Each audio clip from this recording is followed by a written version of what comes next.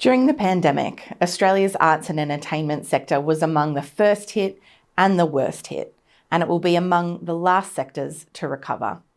But the 2022-23 federal budget outlook for this sector is grim. Overall, federal government spending on its arts and cultural development program will decline by 20%, from almost $1 billion last budget to $800 million this year. And there'll be a further decline of around $740 million per year over the forward estimates. These cuts represent a return to pre-COVID levels of funding, which is problematic for many reasons.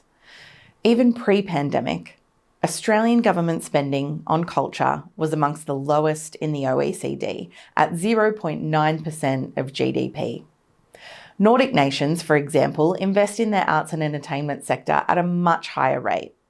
Iceland's investment of 3% of GDP is the highest in the OECD, but Norway, Denmark, Finland and Sweden all exceed the OECD average of 1.2%. This is a sector that is still reeling from the pandemic, when much of it was forced to shut down entirely.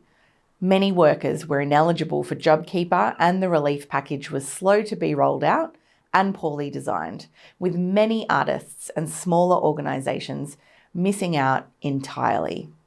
Now, this budget will compound the problem.